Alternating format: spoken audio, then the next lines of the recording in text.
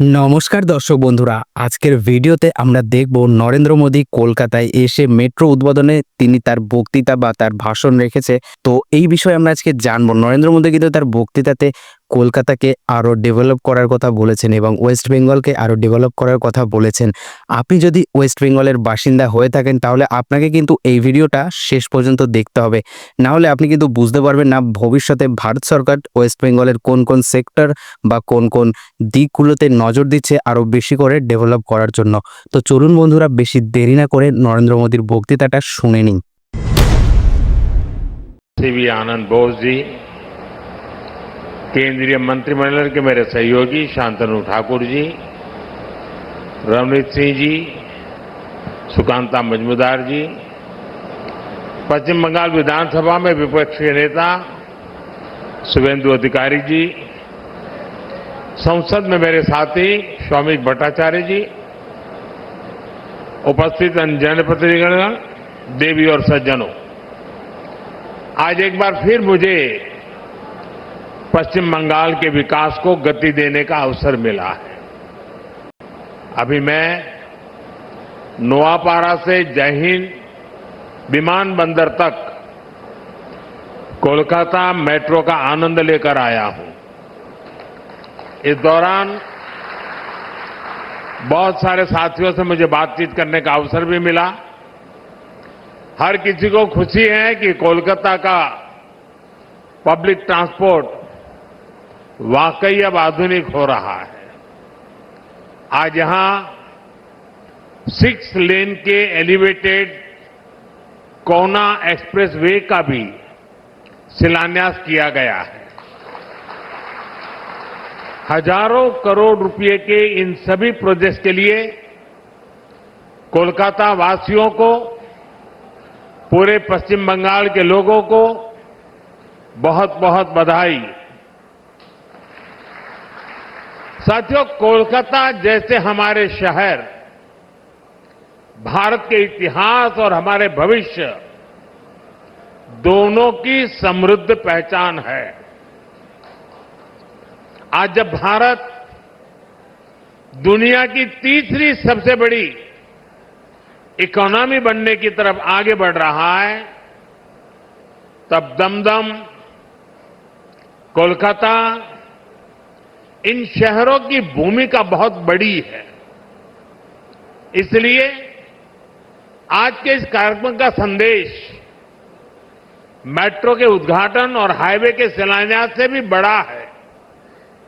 ये आयोजन इस बात का प्रमाण है कि आज का भारत अपने शहरों का कैसे कायाकल्प कर रहा है। आज भारत के शहरों में ग्रीन मोबिलिटी के प्रयास हो रहे हैं। इलेक्ट्रिक चार्जिंग पॉइंट्स और इलेक्ट्रिक बसों की संख्या लगातार बढ़ाई जा रही है। वेस्ट टू वेल्थ, शहर से निकले कचरे से बिजली बनाने के प्रयास हो रहे हैं। मेट्रो की सुविधा बढ़ रही है। मेट्रो नेटवर्क का विस्तार हो रहा है। आज हर कोई ये सुनकर गर्व करता है कि दुनिया का तीसरा सबसे बड़ा मेट्रो नेटवर्क अब भारत में है। 2014 से पहले देश में सिर्फ 250 किलोमीटर ही मेट्रो रूट था। आज देश में मेट्रो रूट 1000 किलोमीटर से भी ज्यादा का हो गया है। कोलकाता में भी मेट्रो का लगातार विस्तार हुआ है। आज भी कोलकाता के मेट्रो रेल नेटवर्क के में करीब 14 किलोमीटर की नई लाइनें जुड़ रही है। कोलकाता मेट्रो से 7 नए स्टेशन जुड़ रहे हैं। ये सारे काम कोलकाता के लोगों की ईज ऑफ लिविंग को बढ़ाने वाले हैं, ईज ऑफ ट्रैवल को बढ़ाने वाले हैं। साथियों, 21वीं सदी के भारत को 21वीं सदी के ट्रांसपोर्ट सिस्टम की भी जरूरत है। इसलिए आज देश में रेल से रोड तक, मेट्रो से एयरपोर्ट तक हम मॉडर्न ट्रांसपोर्ट फैसिलिटी डेवलप भी कर रहे हैं और उन्हें आपस में कनेक्ट भी कर रहे हैं।